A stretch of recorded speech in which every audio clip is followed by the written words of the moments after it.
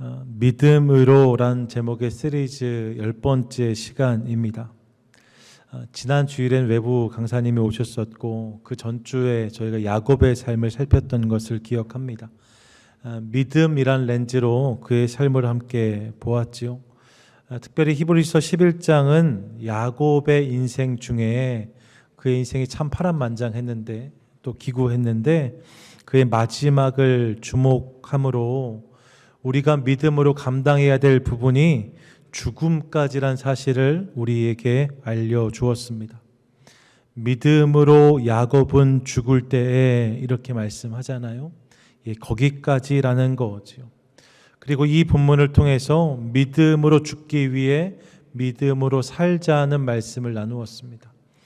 믿음의 근사한 마무리를 기대하자 말씀드렸어요.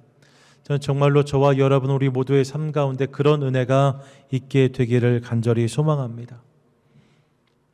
여러분 그렇게 소망하세요? 아멘. 아멘 할 때 하나님 은혜 주실 줄 믿습니다. 세상에서 들려오는 소식들을 가만히 들여다보면 사실 죽음이라는 것이 우리와 무관하지 않다는 것, 절대 멀리 있는 것이 아니란 사실을 실감합니다.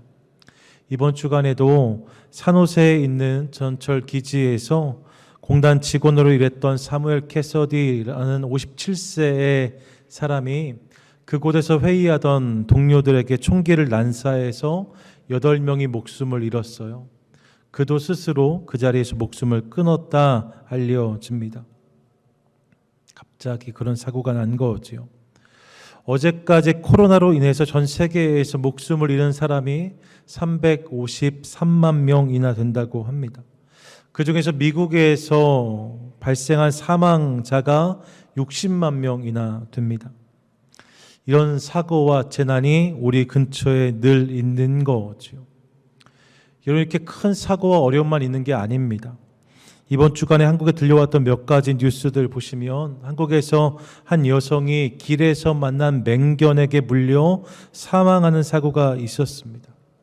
아무 일이 없던 여인이 집을 나섰는데 여러분 누군가의 아내, 누군가의 어머니, 누군가의 지인이었을 거예요. 그렇게 그녀가 세상을 떠난 거죠. 갑자기.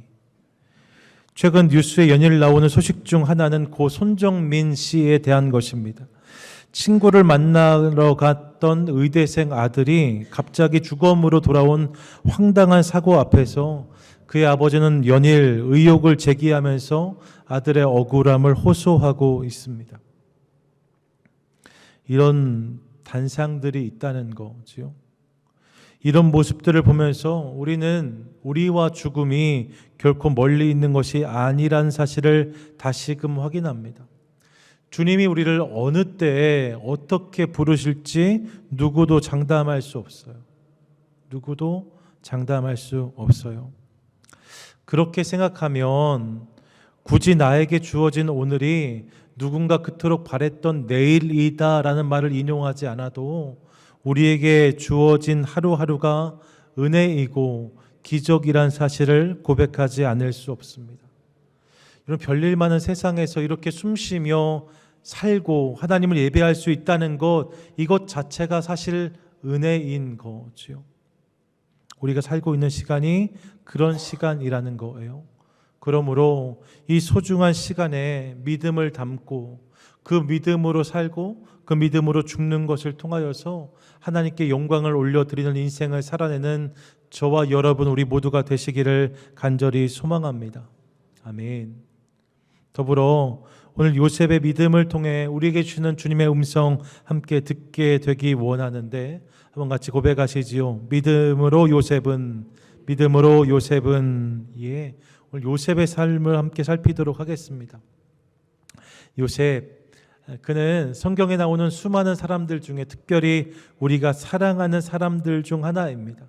성경에 많은 인생이 소개되는데 그 중에 눈에 띄는 몇몇 사람을 뽑으라면 그 중에 꼭 꼽힐 수 있는 사람 요셉입니다.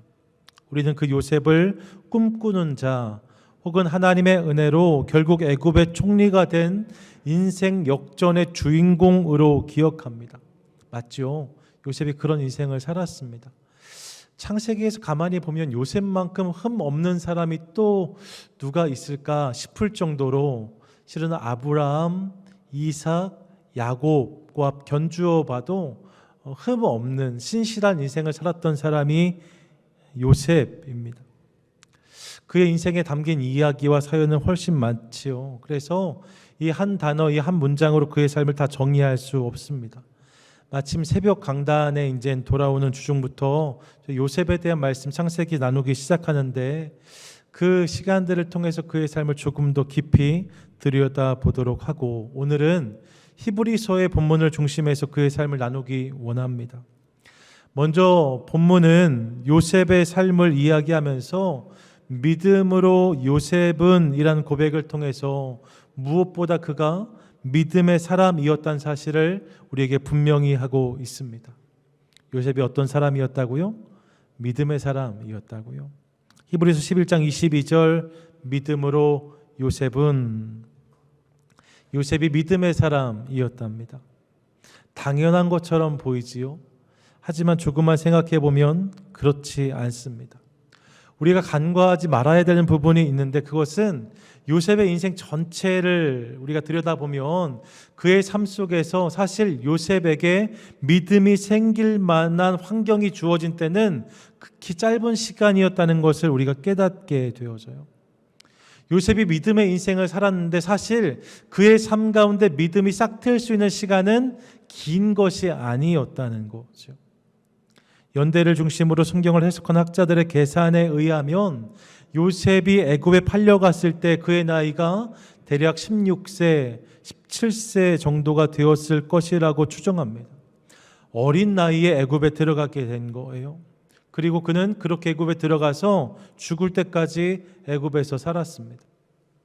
당시 애굽은 하나님을 알지 못하는 땅이었습니다. 당연히 하나님을 경외하는 자도 그 땅에 없었습니다. 교회, 목사님 아무도 없었어요. 그런 땅에서 요셉이 평생을 살아낸 거지요. 그런데 그런 요셉이 누구보다 신실한 믿음의 인생을 경주했다. 이렇게 생각하면 이것은 놀라운 일입니다. 절대로 자연스러운 일이 아닌 거죠. 그러면서 질문하게 돼요. 어떻게 이 일이 가능했을까? 요셉이 아주 어렸을 때만 가정에 살았고 평생을 애굽에서 살았는데 어쩜 이렇게 신실한 믿음의 인생을 살 수 있었을까? 여러분, 애굽에서 그에게 선한 믿음의 영향력이 될 만한 것들 없었다는 사실을 전제한다면 우리는 이 요셉의 믿음의 단서를 요셉이 가정에 머물렀던 시간 그 16년, 17년 속에서 찾아야만 합니다. 그 시간은 어떤 시간이었을까? 근데 성경을 보시면 사실 이 시간은 성경이 기록하는, 성경이 우리에게 보여주는 것은 이 시간은 요셉의 시간이 아니라 야곱의 시간이에요. 성경은 이 시간 속에 있었던 일들 중에 요셉의 모습이 아니라 야곱의 모습을 우리에게 소개합니다. 야곱이 요셉을 낳고 5년, 6년 정도의 시간이 지났을 때 하나님이 하단에 있던 야곱을 찾아오셔서 그를 다시 고향 아버지 집으로 돌아오게 하십니다. 가나안으로 돌아오게 하신 거죠. 그리고 가나안에 돌아와서 10년 안팎의 시간이 지났을 때 요셉이 애굽으로 팔려가게 돼요. 그게 요셉의 16년, 17년의 시간이었다는 거죠. 그럼 이 시간 속에 구체적으로 어떤 일이 있었는가? 이 안에 야곱의 인생에 있었던 굵직굵직한 몇 가지 사건을 우리가 확인하게 되는데 먼저 이 시간 속에서 야곱은 야복강에서 하나님을 경험하고 그분과 씨름함으로 약속을 받게 됩니다. 다 기억하시죠? 야곱이 형과 아버지를 속이고 하란으로 떠났다가 한참의 시간 뒤에 돌아오게 돼요. 시간이 많이 지났지만 점점 더 형과의 만남이 가까워지면 가까워질수록 그의 마음속 깊은 곳에서 두려움이 올라옵니다. 공포가 올라옵니다. 에서가 그런 형이었거든요. 어떻게 이를 감당할 수 있을까? 그 두려움에 그가 야복강을 건너지 못해요. 그런데 그 두려움과 떨림의 시간 속에 있던 야곱, 그를 하나님이 찾아오셨습니다. 그와 씨름해 주십니다. 그리고 그에게 하나님의 약속을 허락해 주셨어요. 그 일이 이 시간 속에 있었다는 거죠. 또 그렇게 해서 에서와의 관계가 풀린 다음에 그 땅에서 정착을 시작했는데, 정착이 막 시작되었을 때 야곱의 가정이 아직 그 땅에 뿌리가 내리기도 전이었는데, 야곱의 딸 디나가 그 땅에서 추행당한 사건으로 인하여서 하몰의 가문 세겜 가정과 큰 갈등이 일어납니다. 그 일로 인하여서 야곱의 가정은 송두리째 사라질 수 있는 위기에 처하게 되지요. 누구도 의지할 수 없는 황당한 상황 속에 그들이 놓였습니다. 그런데 이때도 하나님은 야곱을 찾아오셨어요. 그를 베델로 부르시는 것을 통하여서 그와 그의 가정을 보존해 주십니다. 이런 일들이 이 시간 속에 있었다는 거예요. 무엇보다 우리가 주목해야 될 것은 이 시간 속에서 야곱이 이스라엘이 되었다는 것입니다. 야곱에게 이스라엘이라는 이름이 주어진 것은 야복강 씨름 후였어요.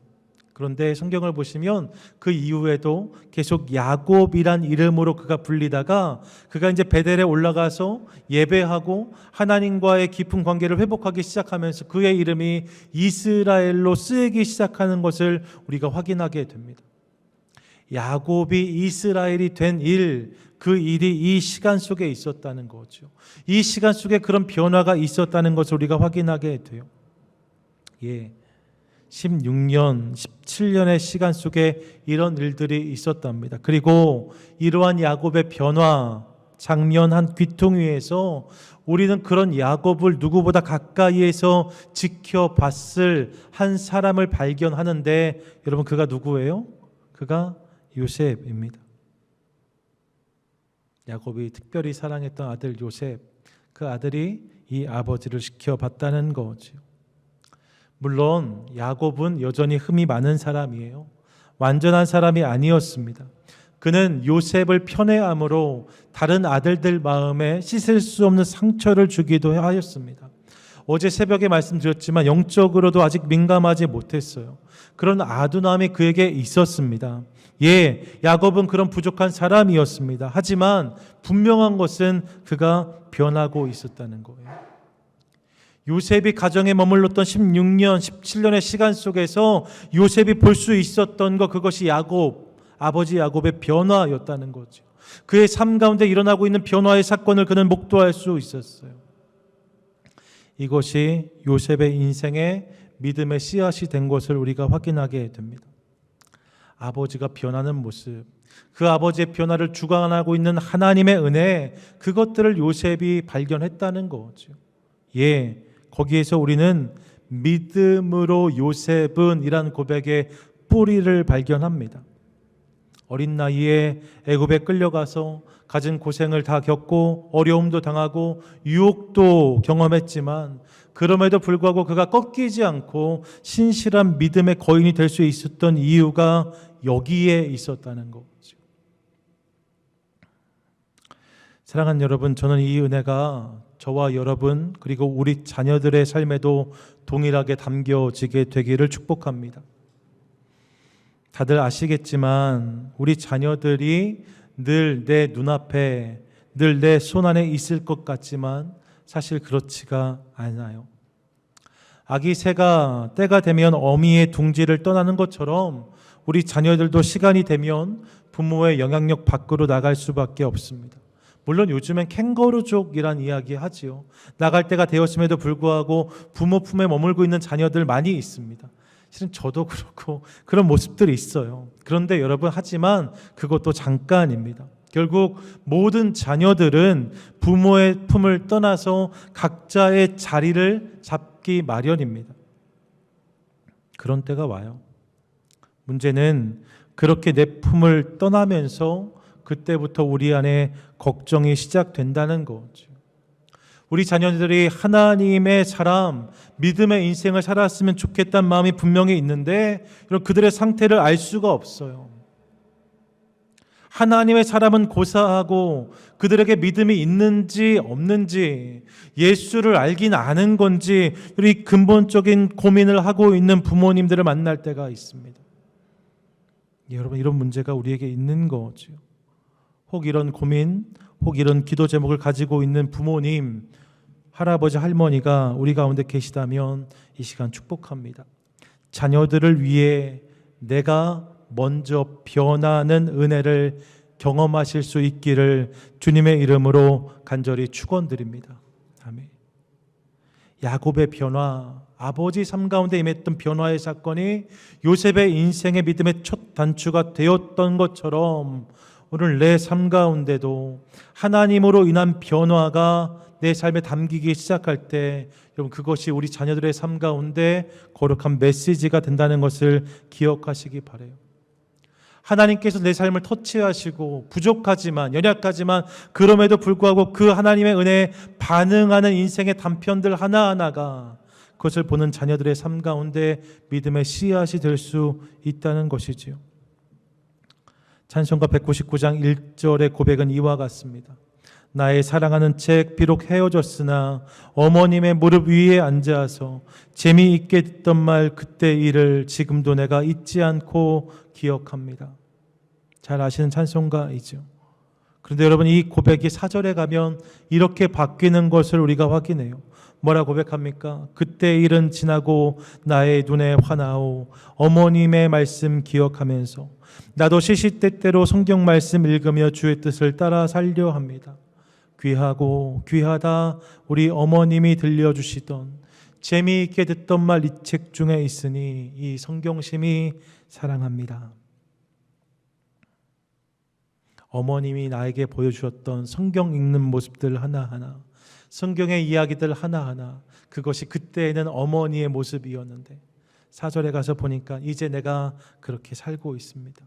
나도 그렇게 성경 말씀 읽으며 주의 뜻을 따라 살려 합니다. 고백하는 모습을 우리가 확인하게 되는 거죠.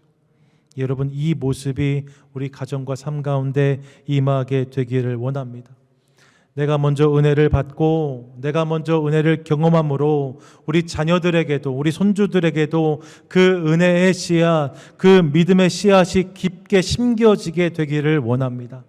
여러분 이것을 위해서 여러분 먼저 은혜 받으시기를 바라요.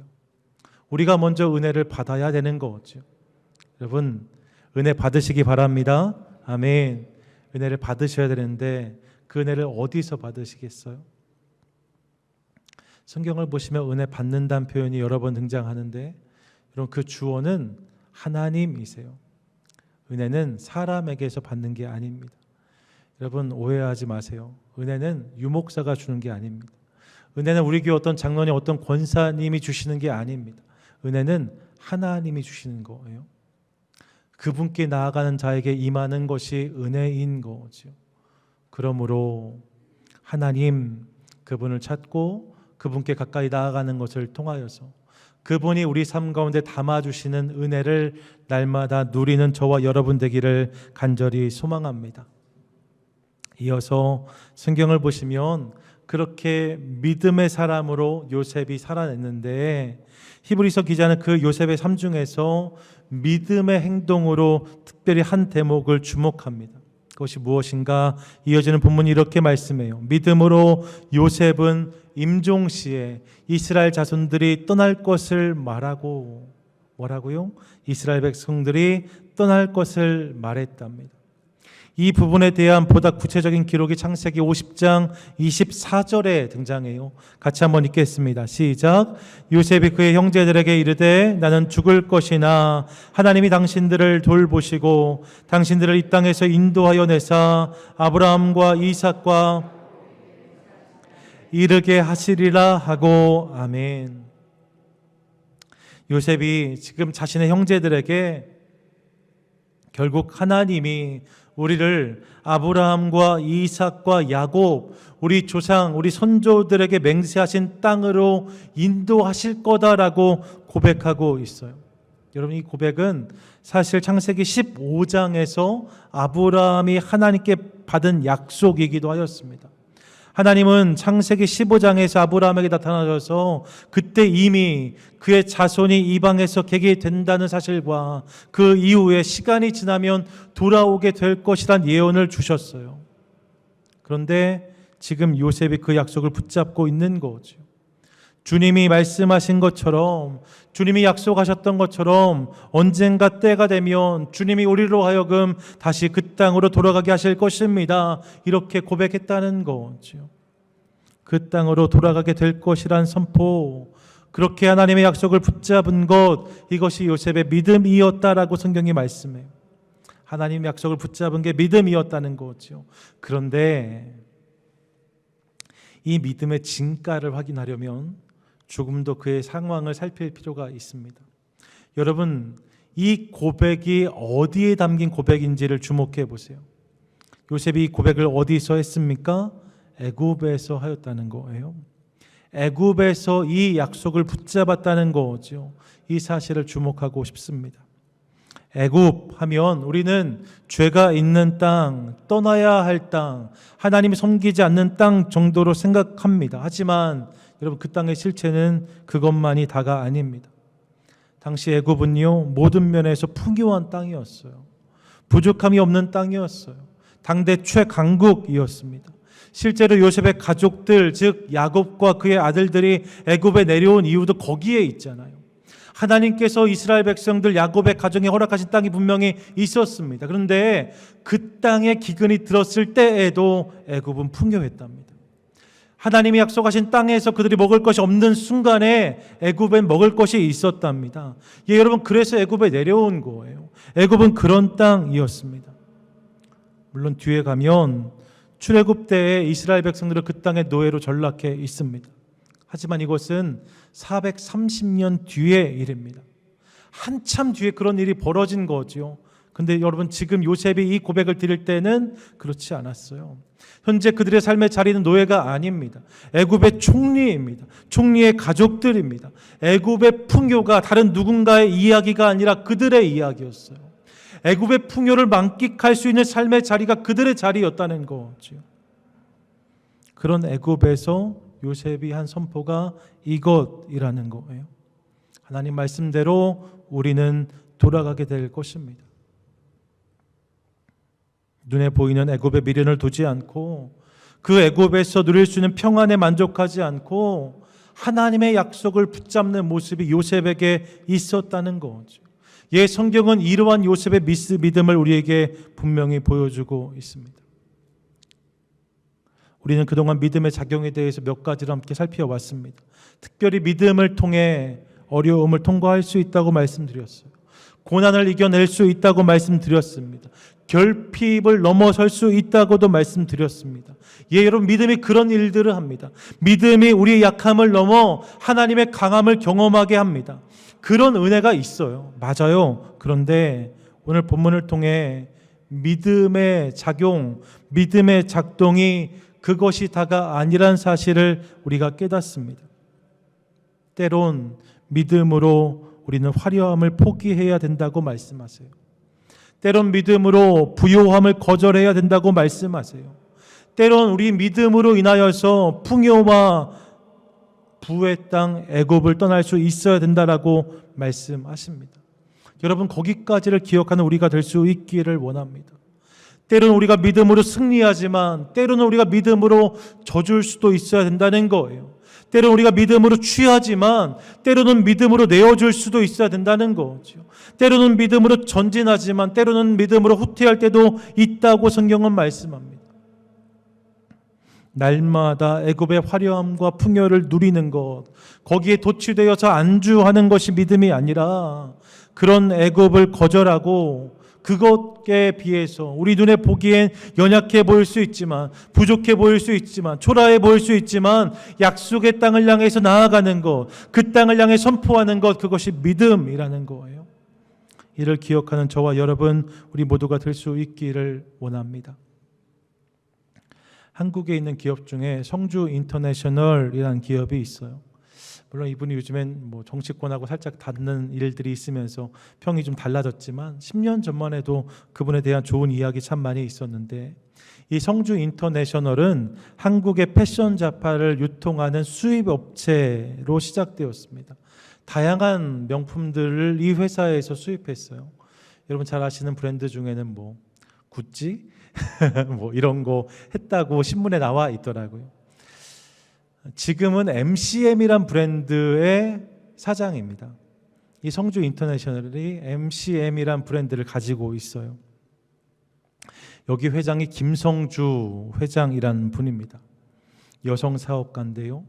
근데 그녀가 막 사업을 시작하려고 했을 때 이렇게 무언가를 수입해서 유통시키는 일이 쉽지가 않잖아요. 저는 사업을 안 해봐서 모르겠지만 여기 사업하시는 분들은 아마 아실 거예요. 이게 사람을 대하고 이 일을 진행하는 게 쉽지가 않은 거죠. 기도하면서 준비했는데 그렇게 하다가 선배 한 사람을 우연히 만나게 됐어요. 이 유통업계에서 꽤 잔뼈가 굵은 그런 선배, 이미 성공한 선배, 그런 선배를 만난 거죠. 그 선배가 이 김성주 회장을 찾아와서 성공할 수 있는 비결 3가지를 알려주겠다 했다고 합니다. 그 3가지가 뭐냐? 첫째, 술을 잘 마셔야 된다. 둘째, 거짓말을 잘 해야 된다. 셋째, 흰 봉투를 잘 받쳐야 된다. 그런 이야기 했다는 거예요. 그래야 이 일에 성공할 수 있다. 그러면서 이것들 잘 한다고 이야기하면 자신에게 있는 좋은 인맥들도 연결해 주겠다. 이렇게 했다는 거죠. 사업을 막 시작하는 입장에서 황금 인맥들을 얻을 수 있는 기회입니다. 이것이 하나님께서 허락하신 기도의 응답이 아닐까? 이런 생각 얼마든지 할 수 있잖아요. 이제 길이 열리게 생겼거든요. 이제 뭔가 일이 잘 될 것 같거든요. 이 길을 붙잡으면 이 사업도 든든히 서겠다. 충분히 그렇게 생각하실 수 있습니다. 하지만 그녀는 이를 거절해요. 그리고 이를 다 반대로 합니다. 술자리 거절합니다. 정직을 회사에 사훈 삼습니다. 뇌물 없는 운영을 하겠다라고 선언합니다. 여러분, 그래서 그 회사가 잘 됐겠지요? 아니요. 고생 많이 했습니다. 제 이분의 책을 한 권, 2권 본 적이 있는데 그 책을 보면 너무나 많은 고생을 했다고 그가 고백해요. 거래처 사람들이 만나주지 않아요. 대접을 하지 않으니까 만나겠다 하지 않습니다. 다 된 거래가 수시로 엎어집니다. 될 것 같았던 일들이 결국 되지 않는 것들을 수도 없이 경험합니다. 그냥 애굽으로 갈 걸 그랬다 싶을 만한 순간들이 많이 있었던 거죠. 하지만 그녀는 그럼에도 불구하고 애굽을 향하지 않습니다. 대신 하나님이 자신에게 주신 약속을 붙잡아요. 그 약속이 이것이었습니다. 정직한 자의 형통. 하나님께서 정직한 자에게 형통을 주신다는 믿음이 그녀에게 있었다는 거죠. 그 약속을 붙잡고 끝까지 그 상황을 견뎌냅니다. 그래서 결국 회사가 잘 서게 되었어요. 10년 전 제 기억에 포춘주에서 선정한 세계 100대 여성 기업인 중 한 명으로 이 김성주 회장이 언급됐던 것을 기억합니다. 힘들고 어려웠지만 주님 약속 붙잡고 나아갈 때에 그런 은혜도 있었다는 거죠. 여러분, 기억하기 원해요. 믿음은 풍요한 애굽에서 영원히 사는 게 아니랍니다. 믿음은 화려하고 근사한 것들을 끊임없이 누리는 것이 아니랍니다. 오히려 하나님께서 이끄시면, 주님께서 부르시면 그것들을 뒤로하고 풍요의 땅이 아니라, 애굽이 아니라 하나님께서 말씀하신 그곳을 향해 나아가는 것, 그것이 믿음이라고 성경은 말씀하고 있습니다. 우리에게도 하나님이 이런 믿음을 주셔서 애굽이 아니라, 화려한 애굽이 아니라 하나님의 약속을 붙잡는 인생들 다 되시기를 간절히 소망합니다. 아멘. 끝으로 이렇게 요셉이 애굽을 등지고 약속을 붙잡았다 했는데, 그런 그의 믿음의 근본적인 이유가 이어지는 본문 속에서 소개되는 것을 우리가 발견하게 돼요. 성경을 보십시오. 22절 우리 한 번 더 읽겠습니다. 시작. 믿음으로 요셉은 임종시에 이스라엘 자손들이 떠날 것을 말하고 또 자기 뼈를 위하여 명하였으며. 아멘. 자기 뼈를 향하여서 명하였다는 거예요. 자기 뼈를 위해서 무언가를 요청했다 합니다. 보다 구체적인 내용이 창세기 50장 25절에 나오는데 같이 한번 읽겠습니다. 시작. 요셉이 또 이스라엘 자손에게 맹세시켜 이르기를 하나님이 반드시 당신들을 돌보시리니 당신들은 여기서 내 해골을 메고 올라가겠다 하라 하였더라. 아멘. 여러분 앞서 살핀 것처럼 하나님께서 이스라엘 온 백성들을 다시 돌아가게 하실 것이다라는 믿음이 요셉에게 있었어요. 그리고 그 믿음을 가지고 요셉에 했던 부탁이 있는데 그것이 무엇인가? 내 해골, 내 뼈를 약속의 땅에 가지고 가달라고 부탁하고 있는 그의 모습을 발견합니다. 이것이 요셉의 마지막 요청이었대요.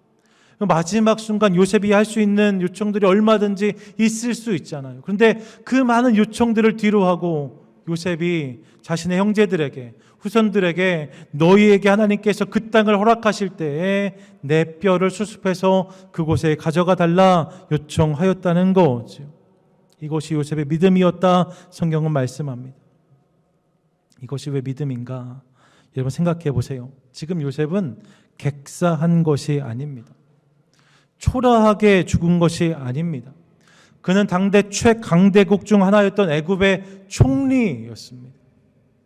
바로의 총애를 받는 신하입니다. 그의 죽음은 누가 봐도 복된 것이었어요. 세상적으로 봤을 때 아쉬울 것이 하나도 없는 마지막이 그의 것이었습니다. 그 땅에서 그가 묻힌 곳 절대 초라하지 않았을 거예요. 창세기 50장 26절을 봐도 이를 확인하지요. 이렇게 말씀해요. 요셉이 110세의 죽음에 그들이 그의 몸에 향재료를 넣고 애굽에서 입관하였더라. 파라오들의 그 미라를 만드는 모습인 거죠. 그의 몸에 향재료를 넣고 입관하였더라. 예, 그런 호사스러운 장례를 그가 경험했답니다. 그런데 그런 요셉이 아는 것 있었답니다. 그게 뭐냐? 자신이 바라봐야 되는 더 근본적인 본향이 있음을 그가 알았다는 거예요. 내가 영원히 거할 것이 따로 있음을 그가 알았답니다. 하나님이 약속하신 땅 더 나은 본향을 그가 바라봤다라고 말씀해요. 그것을 바라봄으로 애굽을 거절할 수 있었다는 거죠. 믿음의 인생들을 향하여서 히브리서 11장 16절은 이렇게 말씀합니다. 같이 읽겠습니다. 그들이 이제는 더 나은 본향을 사모하니 곧 하늘에 있는 것이라. 이러므로 하나님이 그들의 하나님이라 일컬음 받으심을 부끄러워하지 아니하시고 그들을 위하여 한 성을 예비하셨느니라. 아멘. 여러분 믿는 사람들을 위해서 하나님이 예비하신 또 다른 성이 있다라고 말씀하세요. 더 나은 본향을 바라보는 자들에게 이 성이 허락되었다 말씀합니다. 요셉이 그런 인생이었대요. 더 나은 본향을 사모하는 인생, 그것이 요셉이었답니다. 그 믿음이 그에게 있었다는 거죠. 그리고 그가 그 믿음으로 내 뼈를 그 땅에 묻어달라고 고백하고 있어요. 그런 요셉의 모습을 보면서 저는 요셉의 꿈꾸는 사람됨이 바로 이것이구나 하는 것을 깨달았습니다. 흔히 요셉의 꿈을 이야기하면 그가 소시적에 꾸었던 다른 단들이 자신의 단에게 절한 모습, 해, 달, 별이 자신에게 절한 모습, 그 꿈의 이야기를 합니다. 요셉이 그 꿈을 붙들고 살았고 그래서 결국 그가 애굽의 총리가 된 것이 아니냐, 이것이 그의 꿈의 성취가 아니냐 이야기합니다. 하지만 여러분 그렇지 않을 수 있어요. 창세기 42장에 가보면 애굽의 총리가 되었던 요셉에게 야곱의 다른 형들, 요셉의 형들이 찾아옵니다. 형들은 요셉을 미처 알아보지 못한 상황에서 애굽의 총리 앞에 엎드려 절해요. 그때 자신에게 절하는 형들을 보면서 요셉이 비로소 어렸을 때 꾸었던 꿈이 떠올랐다라고 성경은 기록하고 있습니다. 오매불망 요셉이 어렸을 때 꾸었던 꿈을 붙잡고 살았던 것이 아니었다는 거예요. 그런 장면이 펼쳐질 때 비로소 그 꿈이 떠올랐다라고 기록하고 있는 거죠. 요셉이 붙잡은 꿈은 그런 꿈이 아니었답니다. 대신 오늘 본문은 요셉에게 있었던 정말 중요한 꿈의 실체를 우리에게 보여줍니다. 그 꿈의 실체가 무엇인가? 그 꿈은 하나님이 약속하신 땅에 대한 것이었다는 거예요. 더 나은 본향에 대한 것이었다는 거죠. 죽음 너머에 자리하고 있는 것. 요셉은 그것을 꿈꾸고 그 꿈을 선포했다라고 성경이 말씀하고 있어요. 그리고 그런 그의 삶 가운데 이 꿈이 실제로 이루어지는 것을 우리가 봅니다. 이렇게 요셉이 떠나고 이스라엘 백성들의 애굽에 머문 지 430년이 되었을 때 하나님께서 이스라엘 백성들을 출애굽시키십니다. 그 장면이 출애굽기 13장에 기록되는데 성경을 보시면 18절에 그러므로 하나님이 홍해의 광야길로 돌려 백성들을 인도하심에 이스라엘 자손이 애굽 땅에서 대열을 지어 나올 때 애굽에서 그들이 나오고 있습니다. 여러분, 이 나옴의 사건, 출애굽의 사건이 얼마나 긴박한 것이었냐면 그들이 누룩을 넣어서 빵을 부풀릴 시간도 없었다 하잖아요.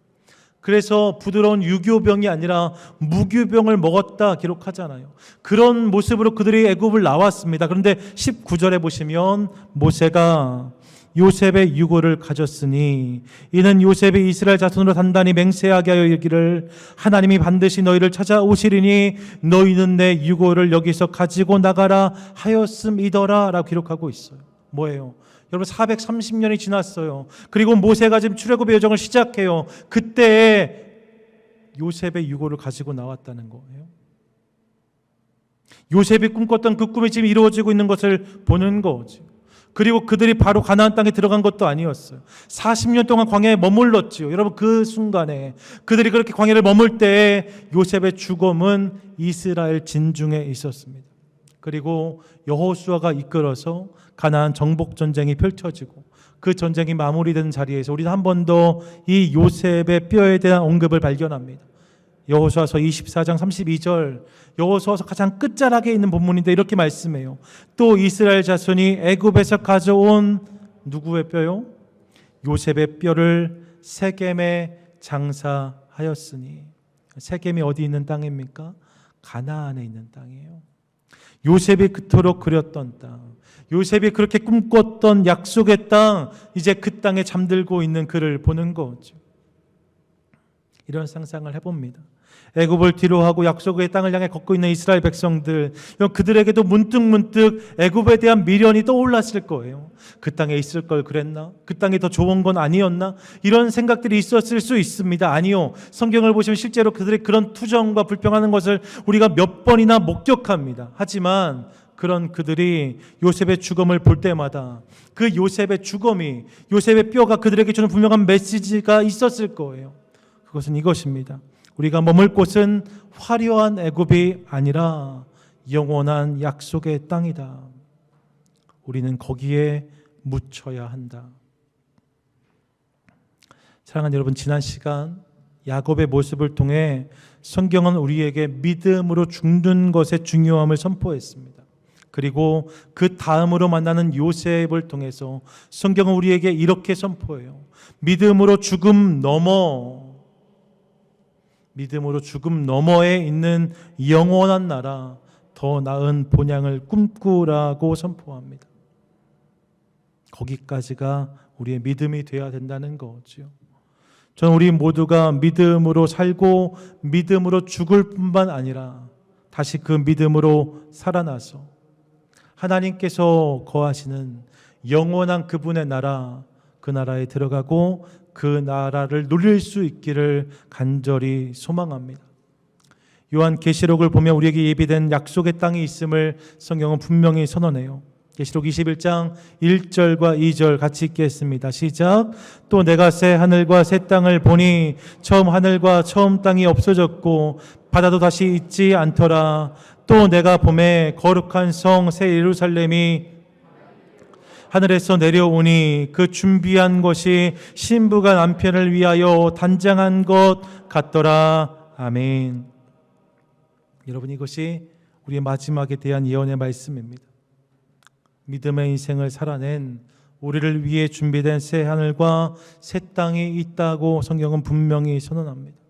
여러분, 그 새 땅과 새 하늘을 바라보면서 우리 이렇게 고백할 수 있기를 원해요. 주님, 저도 그곳에 묻히고 싶습니다. 주님, 저도 그곳에서 다시 살고 싶습니다. 주님, 저도 주님과 영원을 누리기 원합니다. 그렇게 고백하고 그렇게 고백한 것들이 이루어지는 것을 경험하는 저와 여러분, 우리 모두가 될 수 있기를 축원드립니다. 사랑하는 여러분, 믿음의 사람은 꿈꾸는 사람이에요. 그런데 이 꿈은요, 더 잘 사는 것에 대한 게 아니에요. 더 잘 되는 것에 대한 것만이 아니에요. 더 잘 풀리는 인생, 그 정도 수준의 꿈이 아니에요. 주님이 우리를 초대하시는 꿈의 수준은 이런 것입니다. 훨씬 본질적이고 영혼을 담은 것이라고 말씀합니다. 그 꿈이 있을 때, 믿음으로 그 꿈을 꾸기 시작할 때 우리 이 땅을 넘어설 수 있다라고 말씀하십니다. 애굽을 거절할 수 있다고 말씀하십니다. 죽음 너머의 영혼을 바라보고 결국 그 나라를 경험하게 된다고 주님 말씀하십니다. 이 믿음으로 오늘 저와 여러분을 초대하세요.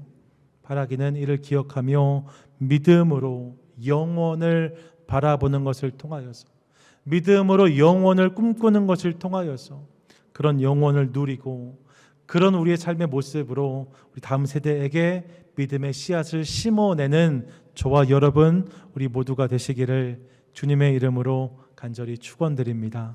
아멘.